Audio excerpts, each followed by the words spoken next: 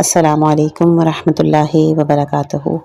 خوش آمدید ہماری نیو آڈیو بک سیریز میں کہ جس کا عنوان ہے شرح حدیث جنود عقل و جہل، امام خمینی کی گہرے معانیوں پر مبنی تشریحات کے ساتھ۔ بسم اللہ کرتے ہیں اس کتاب کا۔ آپ کو جتنی بھی اس کی پارٹس ہوں گے وہ پلے لسٹ بنا میں شرح حدیث جنود عقل و جہل میں انشاءاللہ کے مل جائے گی۔ آج انشاءاللہ کہ اس کتاب کا حصہ نمبر 9 بیان کریں گے، رافت اور اس کی ضد قسوت، نیز رحمت اور اس کی ضد غضب کا بیان۔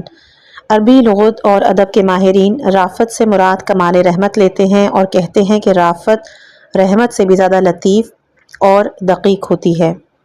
بعض محققین اور فلسفیوں کا کہنا ہے کہ رحمت کا فلسفہ رافت کے مفہوم سے ملتا جلتا ہے۔ اسی طرح ان دونوں کی ضد قسوت اور غضب کا بھی یہی حال ہے۔ ان کے نزدیک رافت اور رحمت دونوں سے مراد رقت قلبی ہے، گویا رحمت معنوی دل یعنی نفس کی حالت کا نام ہے، لیکن رافت جسمانی دل کی ایک حالت سے عبارت ہے، کیونکہ روح یعنی عقل کے نفس اور بدن کی طرح کئی منازل اور مراحل ہیں۔ اسی طرح غضب بھی نفس کی ایک حالت کا نام ہے، جبکہ قسوت جسمانی اور عضو بری دل کی کیفیت کا نام ہے۔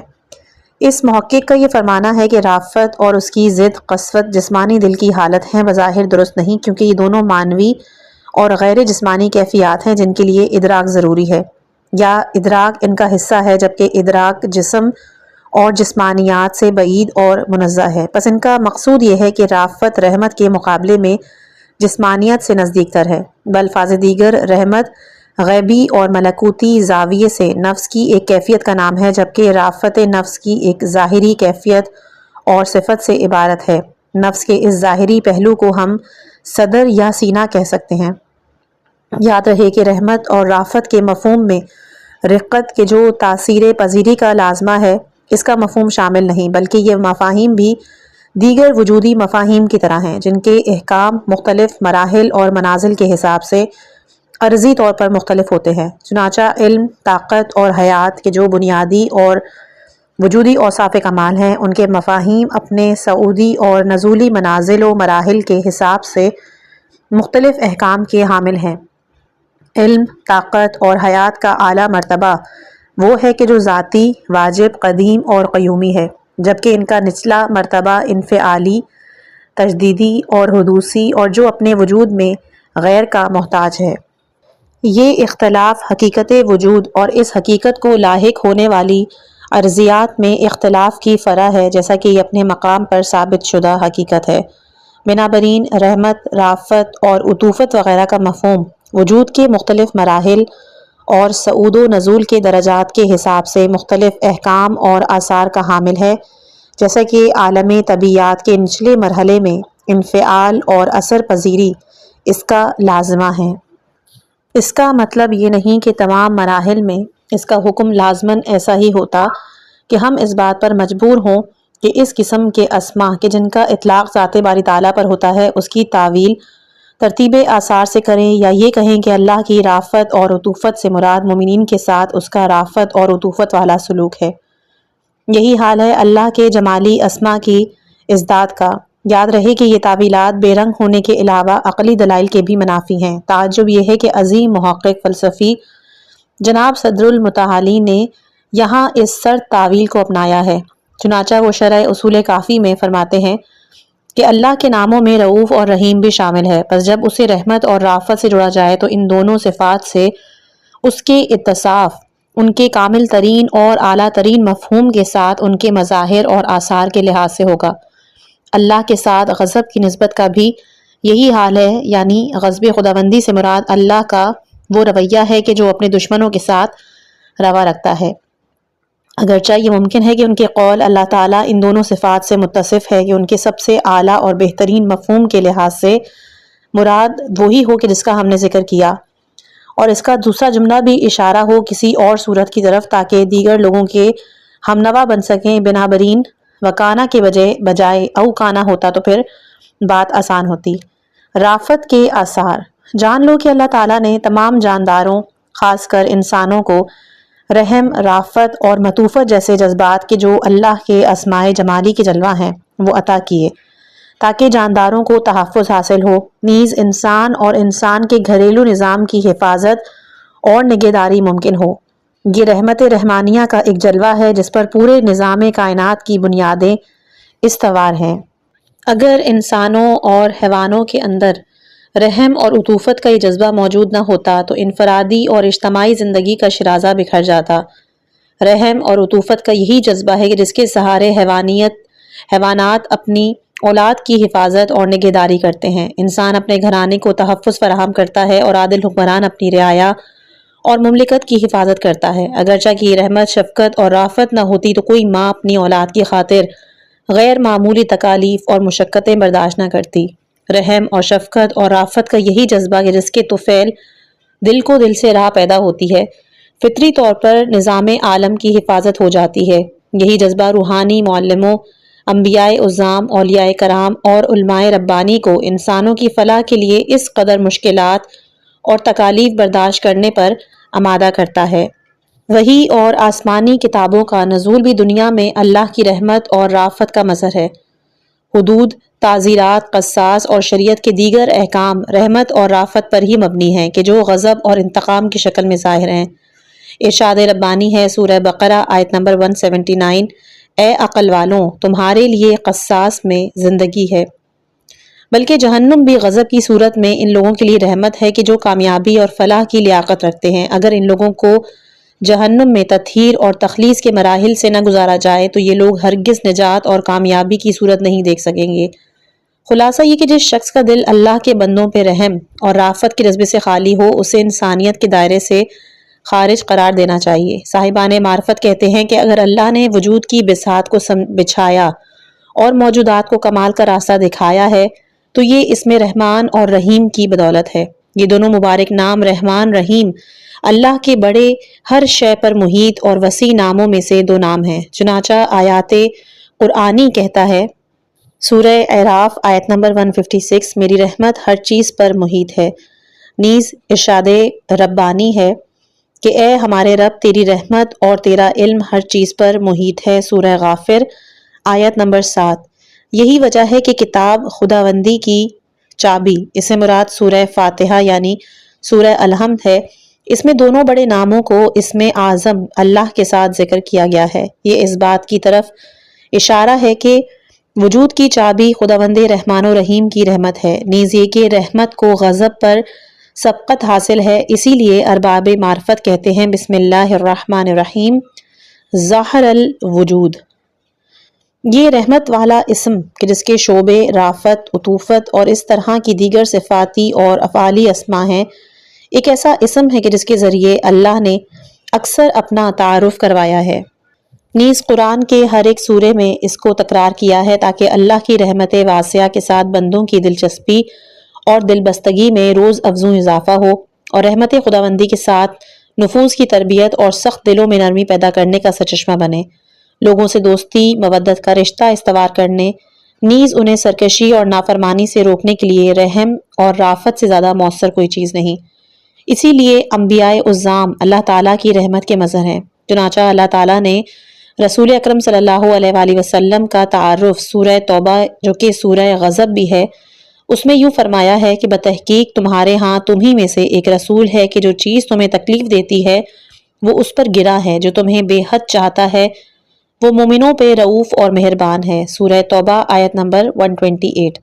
تمام بنی نوع انسان کے ساتھ آن حضرت صلی اللہ علیہ وآلہ وسلم کی شدید شفقت اور رافت کے معاملے میں یہی بس کہ سورہ شعراء کی پہلی آیت میں بھی ارشاد ہے کہ کہیں آپ ان لوگوں کے ایمان نہ لانے کی وجہ سے اپنے آپ کو ہلاک نہ کر بیٹھیں۔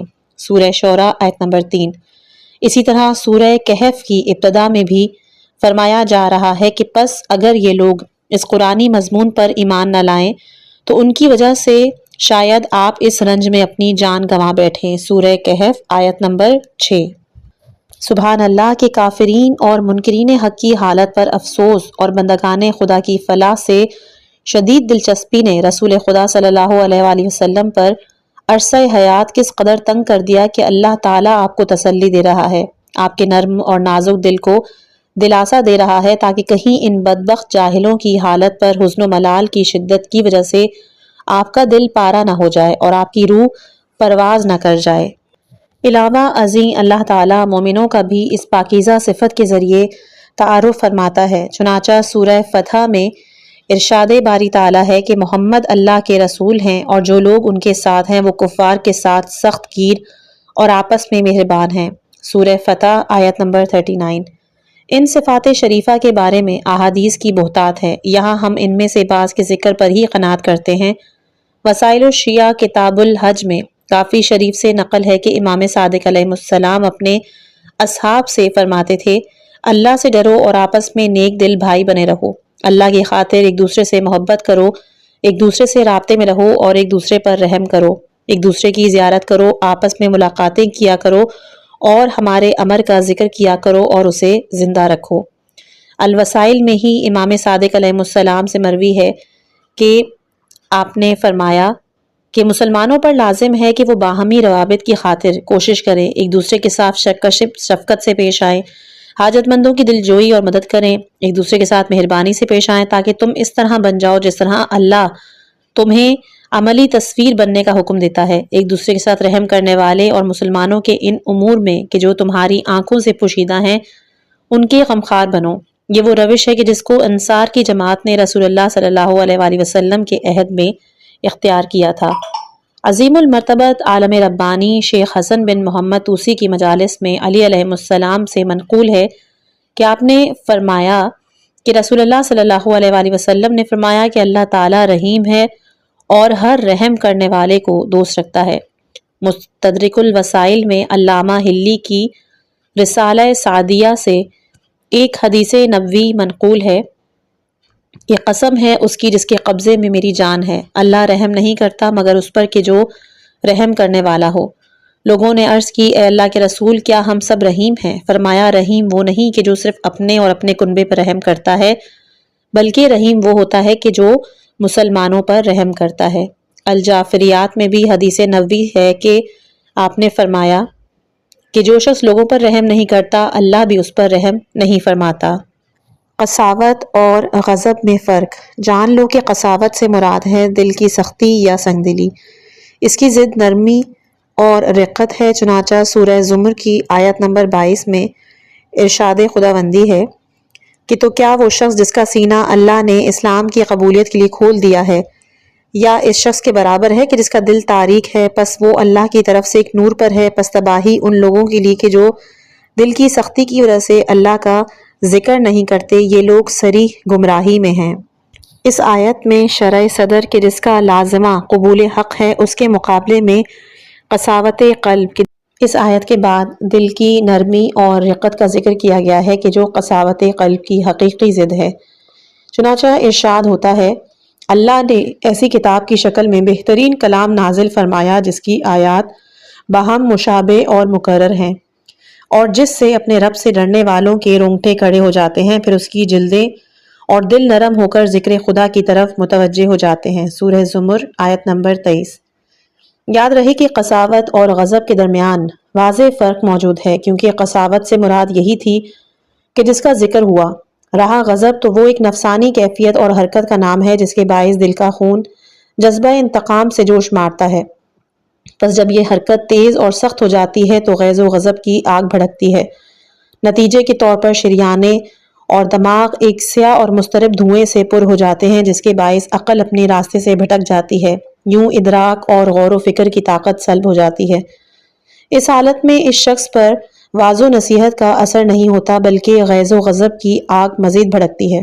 چنانچہ علم اخلاق کے ماہرین کہتے ہیں، اس حالت میں انسان کی مثال اس غار کی جیسی ہے جس میں زبردست آگ بھڑکائی جائے جس کے باعث وہ شعلوں اور دھوئیں سے بھر جائے، پھر اس میں ہوا، دھوئیں اور شعلوں کی بھڑک سے حبس پیدا ہو جس کے نتیجے میں وہ اس غار سے سخت قسم کی آوازیں نکلیں اور آگ کے شعلے آپس میں مدغم ہوں اور آگ میں شدت آتی جائے۔ اس حالت میں اس کا علاج بہت مشکل اور اس آگ کو بجھانا ممکن نہ ہوگا، کیونکہ ان بھڑکتے ہوئے شعلوں کو بجھانے کے لیے جو کچھ اس میں ڈالا جائے آگ اسے نگل جائے گی اور اپنا حصہ بنا لے گی۔ اس لیے انسان جب غیظ و غضب کی آگ میں شعلہ ور ہو اس وقت وہ اندھا ہو جاتا ہے، ہدایت اور رہنمائی قبول کرنے سے قاصر ہوتا ہے، نیز وہ بہرا ہو جاتا ہے، واعظ و نصیحت کو نہیں سن سکتا، بلکہ اس حالت میں واض و نصیحت کے باعث اس کی غضب کی آگ مزید شعلہ ور ہوگی۔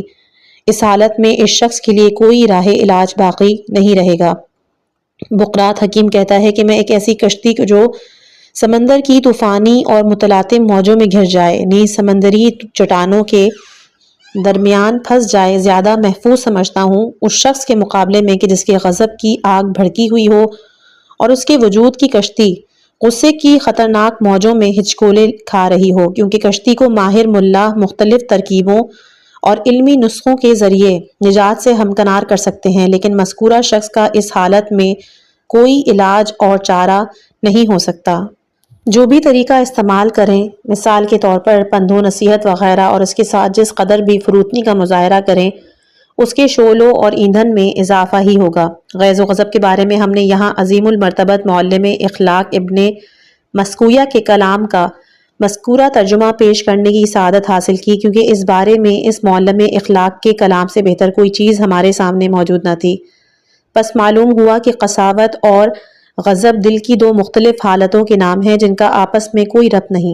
حدیث شریف میں رافت و رحمت کو ان دونوں کے مقابلے میں ذکر کرنے کا مقصد حقیقی مقابلہ نہیں بلکہ مقابل کا لازمہ و ملزوم مراد ہے، کیونکہ رافت لینت نرمی کا لازمہ ہے کہ جو قسوت یعنی سختی کی ضد ہے، جبکہ رحمت حلم کا لازمہ یا ملزوم ہے کہ جو غضب کی ضد ہے۔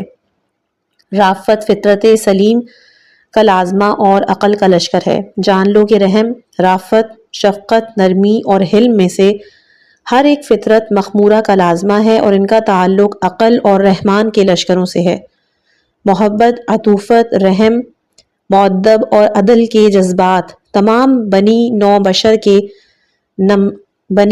بشر کے خمیر میں شامل ہیں۔ ہر شخص خواہ وہ کتنا ہی ظالم ہو، فطری اور جبلی طور پر اپنے ماتحت غریب، بیچاروں، کمزوروں اور کمزور بچوں کے معاملے میں رحم، عطوفت اور رافت کے جذبات رکھتا ہے، بلکہ ہر جاندار کے حق میں رحم اور ہر موجود کے حق میں رافت کا جذبہ انسان کی فطرت میں شامل ہے۔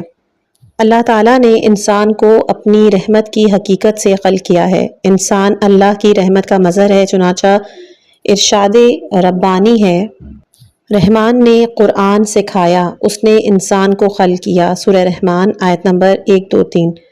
یہاں اللہ نے تخلیق انسان کی نسبت اپنے اسم رحمان سے دی ہے۔ یہی وجہ ہے کہ ظالم اور سنگدل انسان بھی فطری طور پر ظلم اور بے رحمی سے بیزار ہوتا ہے، اس لیے وہ اپنی سنگدلی اور اپنی ظلم پر چشم پوشی کر لیتا ہے، لیکن دوسروں کے ظلم اور سنگدلی کی فطری طور پر مذمت کرتا ہے۔ وہ عدل و انصاف، رحم اور شفقت کو فطری طور پر چاہتا ہے، بلکہ ظالم کی یہ کوشش ہوتی ہے کہ عدل کے ساتھ ظلم کرے، نیز یہ چاہتا ہے کہ سنگدلی کے پیچھے بھی جذبہ رحم کو کار فرما دیکھے اور وہ اسے خواہ رحم کا لبادہ اڑھائے گا۔ اس کی وجہ یہ ہے کہ فطرت اور جبلت کو ظلم سے نفرت ہوتی ہے اور لطف و کرم اور رحم سے لگاؤ ہوتا ہے، بس وہ چاہتا ہے کہ اپنے آپ کو رحم اور رافت سے قریب کرے، اگرچہ کہ ظاہری طور پر اور برائے نام ہی کیوں نہ ہو۔ واضح رہے کہ یہ نقطہ یعنی رحم، شفقت، عدل و انصاف، محبت و مودت وغیرہ کا لازمہ فطرہ مخمورہ ہونا اور اس کی ازداد کا فطر سلیم کے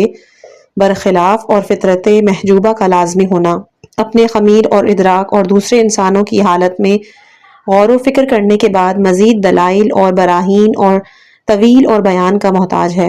اگرچہ یہ سب اس علم الاسماء کی بحث میں مکمل علمی اور عقلی اور فلسفی دلائل و براہین کی روشنی میں ثابت شدہ ہے، لیکن کتاب حاضر کا موضوع بحث یہ نہیں، اس لیے اس موضوع سے مربوط کتب کی طرف رجوع کیا جائے تاکہ یہ معلوم ہو جائے کہ جملہ کمالات اور اچھائیاں اسماء الہیہ سے مربوط اور مجہول بالذات ہیں، جبکہ ان کی ازداد کا تعلق صفات سلبیہ اور اسماء تنزیہ سے ہے اور وہ مجعول بالعرض ہیں۔ نیز یہ کہ فطرہ مخمورہ رحمانی کمالات کا آئینہ دار ہے، نظام کائنات کی بنیاد بھلائی اور کمال پر ہے، جبکہ عیوب اور نقائص اور شرور کا تعلق فطرت محجوبہ سے ہے اور یہ معدن نور و عظمت سے دور ہے۔ قوت غضبیہ کے اسرار۔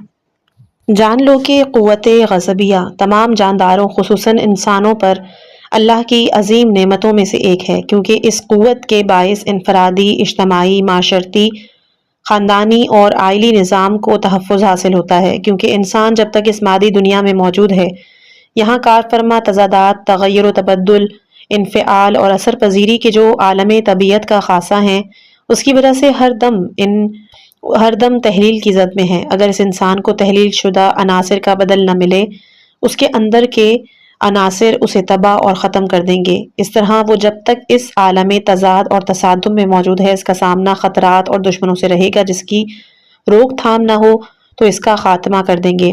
جس طرح کسی انسان یا حیوان کو انفرادی اور ذاتی سطح پر اندرونی اور بیرونی خطرات اور موذی اشیاء سے سروکار رہتا ہے، اسی طرح انسان کی عائلی زندگی، اجتماعی زندگی اور مثالی معاشرتی زندگی کے نظام کو بھی خطرات اور نقصان دہ عناصر کا سامنا رہتا ہے کہ جس کو رفع دفع نہ کیا جائے تو انفرادی اور اجتماعی نظام زندگی درہم برہم ہو جائے گا اور معاشرتی نظام زوال اور اضمحلال سے دوچار ہو جائے گا۔ بنابراین اللہ کی عنایت ازلی اور رحمت کاملہ کو یہ منظور ہوا کہ تمام جانداروں، خاص کر انسان کو قوت غضبیہ سے نوازے تاکہ انسان اور دیگر جاندار اندرونی اور بیرونی خطرات کی روک تھام کریں، خاص کر انسان اپنی عائلی، اجتماعی اور مثالی معاشرتی زندگی کے نظاموں کو درپیش خطرات کی بیخ کنی کرے۔ دوسری طرف سے یہ بھی ایک حقیقت ہے کہ قوت غضبیہ جو کہ ایک خدا داتی آسمانی تحفہ ہے جسے اللہ تعالیٰ کے دست قدرت نے انسان کی خمیر اور فطرت میں ودیعت فرمایا ہے، اس کے بغیر انسان نہ اپنی ناموس کی حفاظت کر سکتا ہے، نہ ملک کی سرحدوں کی، نہ قوم اور ملی نظام کی، اور نہ ہی وہ اس کے بغیر دشمنوں کے حملوں سے مثالی معاشرتی نظام کو بچا سکتا ہے، نہ انسانیت اور دین کے دشمنوں کے خلاف جہاد کر سکتا ہے۔ حدود اور تعزیرات اور قوانین الہیہ کا عملی نفاذ کے جو نظام زندگی کی حفاظت کا ضامن ہے، یہ بھی اسی قوت کے توفیل ممکن ہے۔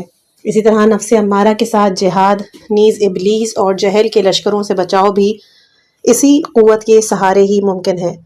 یہ قوت انتقام خداوندی اور غضب الہی کی مظہر ہے۔ جس کسی کے اندر یہ قوت مطلوبہ مقدار سے کم ہو، وہ لازمی طور پر بہت سی صفات خبیثہ اور عادات فاسدہ کا شکار ہوگا۔ مثال کے طور پر خوف، بزدلی، سستی، تن آسانی، مفاد پرستی، بے صبری، بے ثباتی، حرام طلبی، جمود، ظلم پر خاموشی جو ظلم کی طرح بلکہ اس سے بھی بدتر ہے، برائیوں پر رضامندی، نیز ذاتی، گھریلو اور قومی و ملی سطح پر بے غیرتی کا اظہار وغیرہ وغیرہ۔ اللہ تعالیٰ مومنین کی توصیف فرماتے ہوئے سورہ فتح آیت نمبر 29 میں فرماتا ہے کہ رسول کے ساتھ کفار پر سخت گیر اور اپنے درمیان مہربان ہے۔ یہ نفسانی اعتدال کی حالت ہے جس کی روح سے انسان موقع کی مناسبت سے گاہے رحمت اور شفقت اور گاہے شدت اور غضب کا مظاہرہ کرتا ہے۔ احادیث شریفہ میں بھی اس بات کی مذمت ہوئی ہے کہ انسان مناسب وقت پر غیظ و غضب کا مظاہرہ نہ کرے۔ محمد بن یعقوب کلینی اپنے استاد کے ساتھ حضرت باقر العلوم علیہ السلام سے روایت کرتے ہیں کہ آپ نے فرمایا، اللہ تعالیٰ نے حضرت شعیب علیہ السلام پیغمبر پر وحی کی، بتحقیق میں تیری قوم کے 1,00,000 افراد کو عذاب میں مبتلا کروں گا، جن میں سے 40,000 برے لوگ ہیں جبکہ 60,000 اچھے۔ شعیب علیہ السلام نے عرض کی، اے اللہ، برے لوگ تو اپنی جگہ ہیں لیکن اچھے لوگوں کو سزا کیوں؟ وہی ہوئی کیونکہ انہوں نے گنہگاروں کے معاملے میں رعایت اور سہل انگاری سے کام لیا، نیز وہ میری ناراضگی کو دیکھ کر ناراض نہیں ہوئے۔ الوسائل میں برق کی المحاسن سے ایک حدیث مروی ہے جس کی سند امام زین العابدین علیہ السلام تک پہنچتی ہے۔ آپ نے فرمایا، حضرت موسیٰ ابن عمران نے کہا، خدایا تیرے وہ بندے کون ہیں جنہوں نے اپنے عرش کے سائے میں اس دن جگہ دے گا جس دن تیرے سائے کے علاوہ کوئی سایہ نہ ہوگا۔ اللہ نے موسیٰ پر وحی کی کہ یہ وہی لوگ ہیں کہ جن کے دل پاکیزہ ہیں، ان کے ہاتھ نیکی کرتے ہیں، وہ میری عظمت کو یاد کرتے ہیں جس طرح وہ اپنے آبا کو یاد کرتے ہیں۔ پھر کہا، جب وہ میری حرام کردہ چیزوں کو حلال قرار دیا جائے تو وہ اس طرح ناراض ہوتے ہیں جس طرح کسی شیر کو زخمی کیا جائے تو وہ ناراض ہوتا ہے۔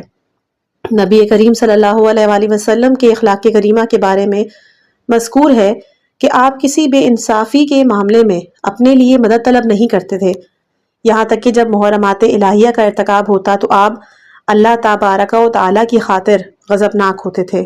معلوم ہوا کہ غضب کے جو رحمت کی ضد ہے اور اس کا تعلق جہل اور ابلیس کے لشکروں میں سے ہے، اس غضب سے مختلف ہے کہ جو حد اعتدال کا نام ہے اور جو عقل، خالق اور اسلامی شریعت کی تابع ہے، بلکہ اس سے مراد وہ غضب ہے کہ جو افراد کا شکار ہے۔ اس قوت غضبیہ کی مذمت کا بیان آئندہ فصل میں ہوگا۔ قوت غضبیہ کا انحراف۔ یہ تو معلوم ہو چکا کہ اللہ تعالیٰ نے انسان کو قوت غضبیہ سے نوازا ہے تاکہ نظام زندگی کی حفاظت ہو اور دنیا اور آخرت میں کامیابی حاصل ہو۔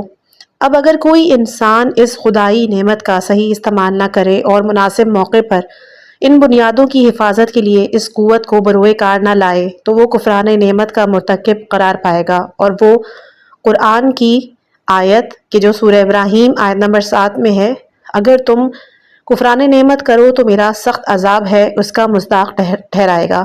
اس سے بھی بدتر اور قبیح تر یہ ہے کہ انسان اس خداداد قوت کو خدائی مقاصد نیز آئلی اور مثالی معاشرتی نظام کے برخلاف استعمال کرے، کیونکہ یہ کفران نعمت ہونے کے علاوہ ہتک حرمت بھی ہے۔ اس صورت میں قوت غضبیہ کے جسے اللہ کے لشکروں میں شامل ہونا نیز شیطان اور جہل کے لشکروں کے برخلاف ہونا چاہیے، شیطان کے بڑے لشکروں میں شامل ہوگی، نیز عقل اور رحمان کے لشکروں کے مقابلے میں کھڑی ہوگی۔ یوں آہستہ آہستہ غضب کی مملکت پر شیطان اور جہل کا تسلط ہو جائے گا۔ پھر یہ قوت عقل اور حق کی تابع فرمان غلام بننے کے بجائے شیطان کی غلام بن جائے گی، دوست اور دشمن میں تمیز نہ کر سکے گی اور دونوں کو کاٹ کھائے گی۔ یوں یہ دنیا کے نظام اور آئلی زندگی کی بنیادوں کو متزلزل اور منہدم کر ڈالے گی۔ عین ممکن ہے کہ ایک شخص کی قوت غضبیہ کے باعث تمام بنی نوع انسان اور پوری دنیا تباہ اور برباد ہو۔ انسان کی درندگی دوسرے جانوروں کی درندگی کی مانند نہیں، کیونکہ انسانی درندگی حد اور دائرے کے اندر محدود نہیں رہتی۔ انسان اگر پورے عالم کو ہڑپ کر لے تب بھی وہ سیر نہیں ہوگا، اس کی طمع کی آگ نہیں بجھے گی۔ اس طرح ممکن ہے کہ اس کے غضب کا جہنم اس مادی دنیا کو جلا ڈالے۔ اب جبکہ راقم یہ اوراق لکھ رہا ہے، اتحادیوں اور جرمنوں کے درمیان جنگ کی آگ بھڑکی ہوئی ہے۔ اس آگ نے پوری دنیا کے مکینوں کو اپنی لپیٹ میں لے رکھا ہے۔ یہ شعلہ سوزان اور آتش فروزان ایک آدم خور اور ظالم درندے کے غصے کی آگ ہے جس نے جرمن پیشوا کے نام سے پوری دنیا، خاص کر اپنی بدبخت ملت کے مستقبل کو تباہ اور تیرہ بخت بنا دیا، اور اب وہ زوال اور اضمحلال کی شکار ہے۔ عالمی نظام کے انحطاط اور کرۂ ارضی کے مکینوں کے اندر جذبہ درندگی اور شیطنیت میں اضافے کے ساتھ اگر موجودہ محیر العقول اور جدید ترین آلات و ایجادات کے جن سے اللہ نے جدید یورپ کو نوازا ہے، اس کا استعمال اگر عقل اور دین خداوندی کی روشنی میں ہوتا تو یہ دنیا مکمل طور پر عدل کی روشنی سے جگمگا اٹھتی اور پوری دنیا آپس کے بہترین روابط کے باعث ابدی فلاح اور کامیابی سے ہمکنار ہوتی۔ لیکن بدقسمتی سے جدید ایجادات کی قوت جہل اور نادانی، شیطنت اور خود پسندی اور تکبر کے ہاتھوں پوری طرح انسانیت کی تباہی اور فلاحی معاشرے کے برخلاف استعمال ہو رہی ہے۔ جن چیزوں سے اس دنیا کو منور اور روشن کیا جانا چاہیے، انہی چیزوں نے دنیا کو تاریک اور مفلوق الحال بنا دیا ہے۔ ناکامی و ذلت کا یہ تکلیف دہ سفر کب تک جاری رہے گا؟ یہ بے نوا لوگ چند انسان نما حیوانوں سے کب رہا ہوں گے؟ انہیں حیوان کہنا بھی شاید درست نہ ہو، کیونکہ یہ حیوان کے لیے بھی باعث ننگوار ہیں۔ بدبختی و بیچارگی کا یہ سلسلہ کب تک جاری رہے گا؟ یہ ظلمت کدا اللہ کے ولی برحق اور قوت غضبیہ کے بارے میں چند احادیث کا ذکر۔ وسائل الشیعہ میں اصول کافی کی اسناد کے ساتھ امام صادق علیہ السلام سے مروی ہے کہ رسول اللہ صلی اللہ علیہ وآلہ وسلم نے فرمایا، غصہ ایمان کو اس طرح خراب کر دیتا ہے جس طرح سرکہ شہد کو۔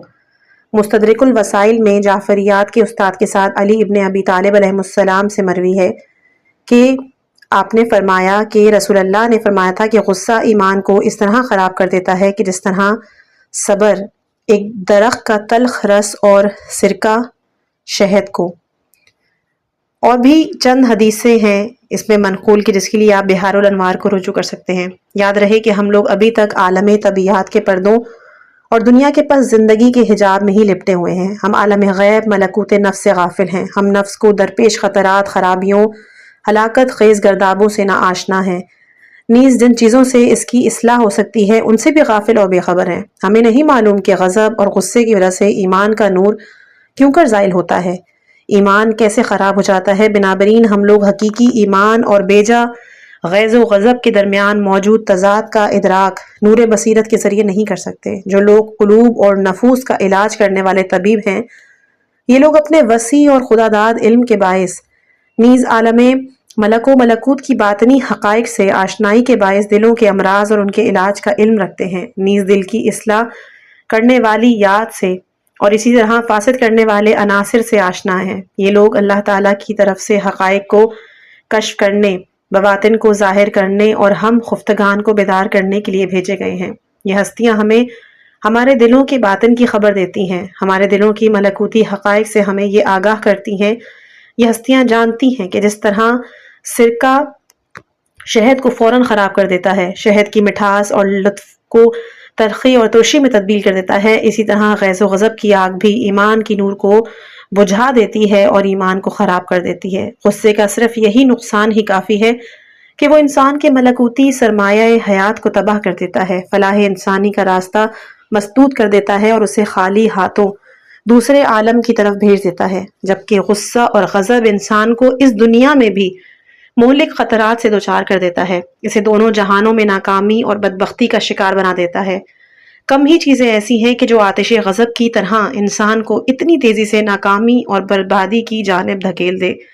بسا اوقات ایک لمحے کا غیظ و غضب انسان کو دین خدا سے خارج کرتا ہے، نیز وہ اللہ تعالیٰ اور انبیاء عظام کی شان میں گستاخی کر بیٹھتا ہے۔ بسا اوقات انسان ایک گھڑی کے غصے کی وجہ سے بے قصور انسانوں کو قتل کرنے پر اتر آتا ہے۔ چنانچہ اصول کافی میں حضرت صادق علیہ السلام سے منقول ہے کہ میرے پدر بزرگوار فرماتے تھے، کون سی چیز غصے سے زیادہ سخت ہے؟ بتحقیق انسان غضبناک ہوتا ہے، پھر وہ قتل کرتا ہے اس نفس کو جسے خدا نے حرام قرار دیا، نیز وہ پاک دامن عورتوں پر تہمت لگاتا ہے۔ وسائل میں الخصال کی اسناد کے ساتھ امام صادق علیہ السلام سے مروی ہے کہ آپ فرماتے ہیں، حواریوں نے حضرت عیسیٰ علیہ السلام سے سوال کیا، سب سے سخت چیز کون سی ہے؟ فرمایا، سب سے سخت چیز اللہ کا غیظ و غضب ہے۔ انہوں نے کہا کہ ہم کس چیز کے ذریعے اللہ کے غضب سے بچیں؟ فرمایا، اس کا طریقہ یہ ہے کہ تم غصہ نہ کرو۔ انہوں نے عرض کی، غصے کا سرچشمہ کیا ہے؟ فرمایا، تکبر، خودبینی اور لوگوں کو حقیر سمجھنا۔ یہ حدیث شریف اشارہ کر رہی ہے کہ غصہ در حقیقت غضب الہی کی آگ ہے۔ جی ہاں، یہ آتش سوزان دل کے باطل سے ظاہر ہوتی ہے۔ چنانچہ سورہ ہمزہ کی آیت نمبر 6 اور 7 میں ہے، اللہ کی بھڑکائی ہوئی آگ کہ جو دلوں تک پہنچ جائے گی۔ اس کا اشارہ شاید اسی آگ کی طرف ہے جس کی ابتدا دل کے باطن سے ہوتی ہے اور دلوں تک پہنچ جاتی ہے۔ آج ہم غضب خداوندی کی آگ کے بارے میں صرف سنتے ہیں، اس آگ کی حقیقت کو کما حقہ بیان کرنا کسی کے لیے ممکن نہیں۔ نہ دنیا میں اتنی ہمت ہے، نہ مانوس طبیعیات میں اتنی گنجائش کہ وہ عالم غیب اور ماورائے طبیعات سے مربوط حقائق کو کما حقہ بیان کریں۔ ہم لوگ غیبی اور اخروی کامیابی اور ناکامی کے بارے میں جو کچھ سنتے ہیں، انہیں اس دنیا اور یہاں کی محسوس اور مانوس باتوں کے آئینے میں دیکھتے اور سمجھتے ہیں۔ عالم آخرت، عالم ملکوت کا اس دنیا اور عالم ملک کے ساتھ قیاس درست نہیں۔ ہم نے جس آگ کا بھی مشاہدہ کیا ہے، وہ بدن، خاص کر بدن کی ظاہری سطح کے ساتھ مس کرنے والی آگ ہے۔ اس سے زیادہ ہم نے کسی آگ کا مشاہدہ نہیں کیا۔ اگر اس دنیا کی تمام آگ کو ایک جگہ جمع کیا جائے تو بھی وہ انسان کے دل کو نہیں جلا سکتی، کیونکہ دل کا تعلق عالم ملکوت سے ہے اور دنیاوی آگ کی رسائی وہاں تک نہیں۔ دنیاوی آگ کی رسائی صرف دنیاوی بدن تک ہی ممکن ہے۔ صرف خدا کی ملکوتی آگ ہی روح اور قلب کے ظاہر و باطن کو جلا سکتی ہے۔ یہ آگ دل کے باطن سے نکلتی ہے، حواس خمسہ کے راستوں سے ظاہر ہوتی ہے۔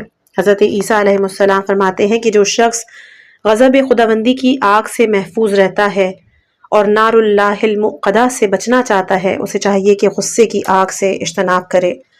اصول کافی کی ایک حدیث میں امام محمد باقر علیہ السلام فرماتے ہیں، بتحقیق غصہ شیطان کی جلائی ہوئی آگ کا ایک ٹکڑا ہے جو انسان کے دل میں بھڑکتی ہے۔ بے شک تم میں سے جو شخص غضبناک ہو، اس کی آنکھیں سرخ ہو جاتی ہیں، اس کی گردن کی رگیں پھول جاتی ہے، شیطان اس کے اندر داخل ہو جاتا ہے۔ تم میں سے جو شخص اس کے شر سے بچنا چاہے، زمین پہ بیٹھ جائے تاکہ اس حالت میں شیطان کی پلیدی سے نجات حاصل کرے۔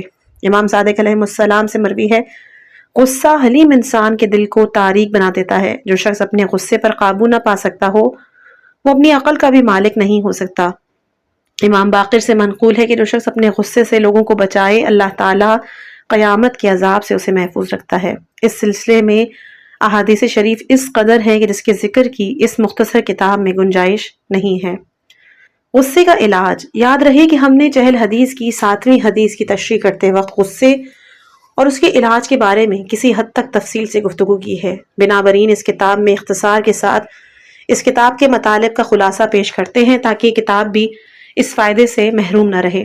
جان لو کہ نفس کا بنیادی علاج اس وقت کرنا چاہیے کہ جب غصے کی آگ خاموش ہو، کیونکہ جس وقت یہ مہلک، ہولناک اور جلا دینے والی آگ شعلہ ور ہو، اس کی روک تھام بہت مشکل ہے۔ اس حالت میں علاج نفوس کے ماہرین بھی اس کی چارہ گری سے عاجز ہوتے ہیں، کیونکہ وہ اس دوران جس قدر چارہ گری، علاج اور پند و نصیحت کی جد و جہد کریں، اس آگ کے شعلے مزید بھڑکیں گے۔ بنابراین اس حال میں ضرورت اس بات کی ہے کہ اس کی حالت کو اچانک تبدیل کیا جائے اور نفس کو اس ہیجانی کیفیت سے خارج کیا جائے۔ اس حالت میں غضبناک انسان کو چاہیے کہ پہلے اپنی حالت کو بدلنے کی تدبیر کرے اور غصے کے برے انجام پر غور کرے، بشرطے کہ اس کے اندر عقل اور شعور کی کوئی رمق موجود ہو۔ اسے چاہیے کہ اپنی حالت میں تبدیلی لا کر دل کے ہیجان میں اضافہ نہ ہونے دے، اس مہلک آگ کے شعلوں کو مزید بڑھنے کا موقع نہ دے۔ اگر ممکن ہو تو اسے چاہیے کہ اپنے آپ کو غصے کا سبب بننے والے عوامل کی گرداب سے باہر نکال کر اپنے آپ اور دوسروں کو ہلاکت کے خطرے سے نجات دے، یا چاہیے کہ اپنی حالت میں تبدیلی لائے، مثلاً کھڑا ہے تو بیٹھ جائے، بیٹھا ہے تو لیٹ جائے، یا ذکر خدا میں مشغول ہو جائے۔ کچھ علماء اس حالت میں ذکر خدا کو واجب تک قرار دیتے ہیں۔ کافی شریف کی روایت ہے کہ حضرت صادق علیہ السلام نے فرمایا، اللہ تعالیٰ نے اپنے ایک نبی پر وحی کی کہ اے فرزند آدم، تم اپنے غصے کے وقت مجھے یاد کرو تاکہ میں اپنے غصے کے وقت تجھے یاد کروں، تجھے ان لوگوں کے ساتھ ہلاک نہ کروں جنہیں میں ہلاک کروں گا۔ اگر تمہارے اوپر ظلم ہو، اس مدد پر راضی ہو جاؤ جو میں تم پر کروں، کیونکہ اگر میں تمہاری مدد کروں تو یہ اس سے بہتر ہے کہ تم اپنی مدد آپ کرو۔ کافی شریف کی ایک اور حدیث میں امام باقر علیہ السلام کا حکم ہے کہ جب تمہیں غضب اور غصے کا خوف لاحق ہو، شیطان کے آتشی انگارے سے خطرہ محسوس ہو، زمین کے ساتھ لگ جاؤ کہ اس صورت میں شیطان کی پلیدی تم سے دور ہو جائے گی۔ اصول کافی ہی میں حضرت باقر علیہ السلام سے روایت ہے، بتحقیق انسان غضبناک ہوتا ہے، ہرگز راضی نہیں ہوتا جب تک داخل آتش نہ ہو۔ پس جو شخص کسی گروہ سے غضبناک ہو، وہ اگر کھڑا ہے فوراً بیٹھ جائے، کیونکہ شیطان کی پلیدی اس سے دور ہو جائے گی۔ جو شخص اپنے رشتہ داروں سے غضبناک ہو، وہ ان کے پاس جائے، اسے مس کرے، کیونکہ جب رشتہ دار کو مس کیا جائے تو غصہ ٹھنڈا ہوتا ہے۔ طریق اہل سنت سے روایت ہے کہ حضرت رسول اللہ صلی اللہ علیہ وآلہ وسلم کھڑے ہونے کی حالت میں غضبناک ہوتے بیٹھ جاتے، بیٹھنے کی حالت میں غضبناک ہوتے پشت کے بل لیٹ جاتے، اس طرح آپ کا غصہ ٹھنڈا ہو جاتا تھا۔ یہ وہ طریقے تھے کہ دوسرے لوگ اس کا علاج اس حالت میں کرنا چاہیں کہ جب وہ غضبناک ہو تو یہ بہت مشکل ہے، مگر یہ کہ غصے کی آگ بھڑکنے سے پہلے مذکورہ بالا طریقوں میں سے کسی ایک کے ذریعے اس کا مداوع کیا جائے۔ شاید اس کے علاج کا ایک طریقہ اسے ڈرانا اور دھمکانا ہو، خاص کر ایسے طاقتور شخص کے ذریعے جس کا خوف اس کے غصے کو اندر ہی سے بجھا دے۔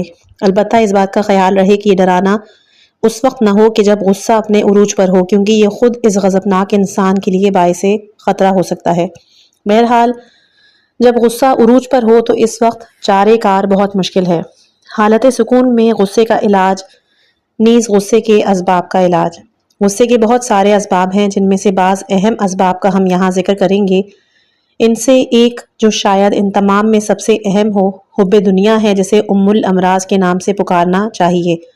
اکثر یا تمام روحانی بیماریوں کی وجہ یہی خرابی ہے۔ احادیث شریفہ میں بھی اسے ہر غلطی کا سرچشمہ قرار دیا گیا ہے۔ مال کی محبت، جاہ پسندی، اقتدار، طاغوت کی ہوس، کھانے پینے کی خواہش، جنسی لذتوں سے لگاؤ، نیز لباس اور دیگر اشیاء کی محبت، حب دنیا اور نفس پرستی کی مختلف صورتیں ہیں۔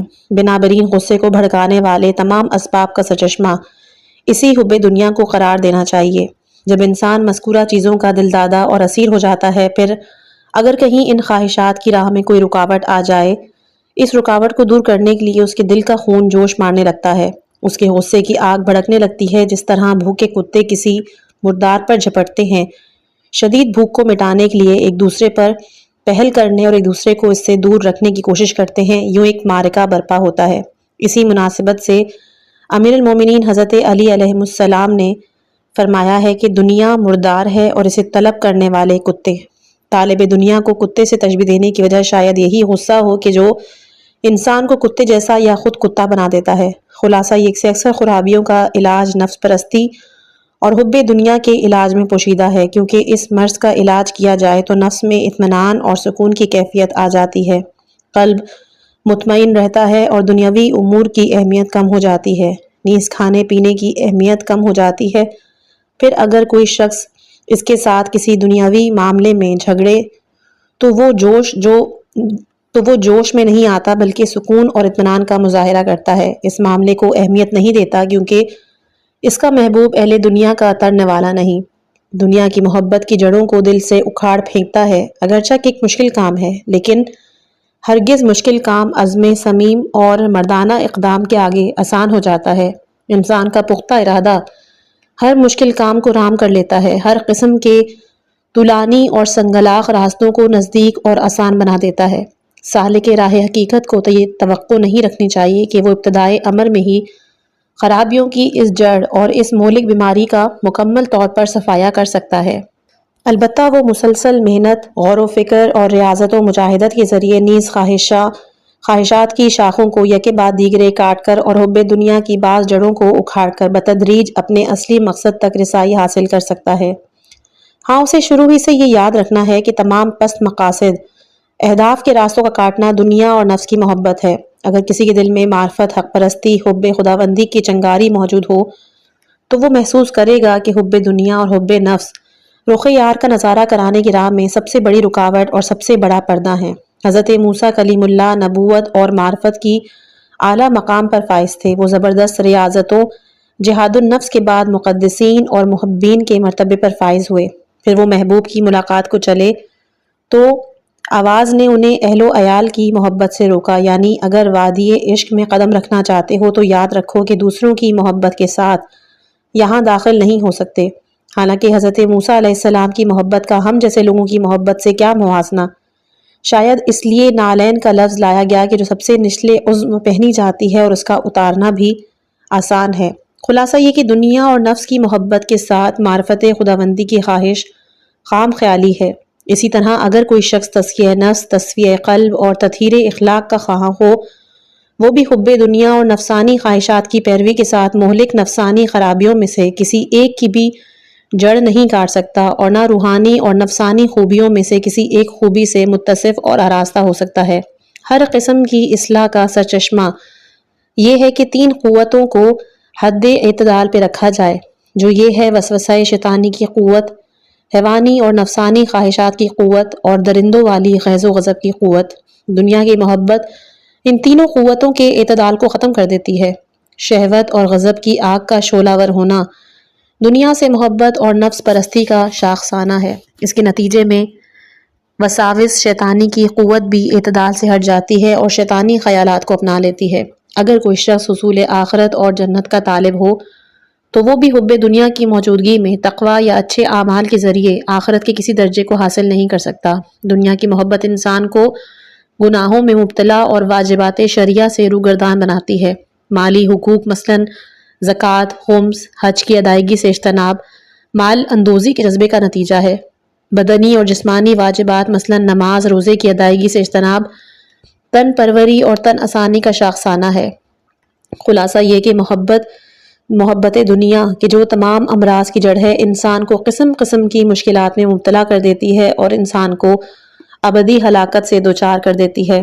بنابراین عاقل انسان پر لازم ہے کہ فرصت کے ان لمحات اور خداداد زندگی کو مفت میں نہ گنوائے اور اسے خسارے کی نظر نہ کرے۔ اے عزیز، ہماری خوبی اور خرابی، کامیابی اور ناکامی سے اللہ تعالیٰ، انبیاء کرام، مبلغین وحی، اولیاء اعظام کو کوئی نفع نقصان نہیں پہنچے گا۔ اگر پوری دنیا خراب اور تباہ ہو جائے تو اس سے اللہ کی حکومت میں کوئی رخنہ پیدا نہیں ہوگا۔ اسی طرح اگر سب کے سب صالح اور نیک بھی بن جائیں تو اس سے اللہ کے دائرہ اختیار میں کوئی اضافہ نہیں ہوگا۔ انسان اس سے مربوط اشیاء سلطنت الہیہ کی عظمتوں کے سامنے کوئی خاص حیثیت نہیں رکھتی کہ جو اس کی خوبی اور بدی کوئی اہمیت ہو۔ ان سب باتوں کے باوجود نزول وحی، نزول احکام الہیہ کا اہتمام، انبیاء کی زحمات، قربانیاں، اولیاء خدا کی فداکاریاں صرف اور صرف ہماری بھلائی کے لیے ہیں۔ وہ جانتے ہیں کہ مفسدوں کا انجام کیا ہوگا، وہ عالم غیب سے آگاہ ہیں، وہ چاہتے ہیں کہ ہم خواب غفلت سے بیدار ہوں اور اپنی ذمہ داریوں سے آگاہ ہو جائیں، لیکن ہم بیچارے اس وقت خواب گراں سے بیدار ہوں گے جب پانی سر سے گزر چکا ہوگا اور کوئی چارہ کار باقی نہ ہوگا۔ اس دن حسرت و افسوس اور ندامت و شرمندگی کے علاوہ ہمارے پاس کوئی چیز نہ ہوگی جس کا کوئی فائدہ نہ ہو۔ ارشاد ربانی ہے سورہ مریم آیت نمبر 39، انہی حسرت کے دن سے ڈراؤ کہ جب کام تمام ہو چکا ہوگا اور وہ اب بھی غفلت میں پڑے ہوئے ہوں گے۔ علم اور اس کے ضد جہل کا بیان انشاءاللہ ہم اپنی آنے والی اگلی آڈیو میں کریں گے۔ اس میں کہیں پر بھی مطالب اگر مشکل لگے ہوں تو 1 یا 2 دفعہ اس کو بیک کر کے آپ ریپیٹ کر کے سنیے، پھر بھی مطالب سمجھ میں نہ آئے تو کسی اہل علم سے۔ امید ہے کہ آپ کو آج کی گفتگو سے علم اور معرفت کا نیا دروازہ کھلنے کا موقع ملا ہوگا۔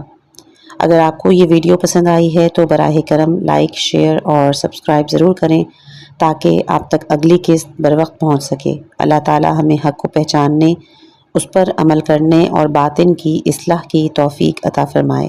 والسلام علیکم ورحمۃ اللہ وبرکاتہ۔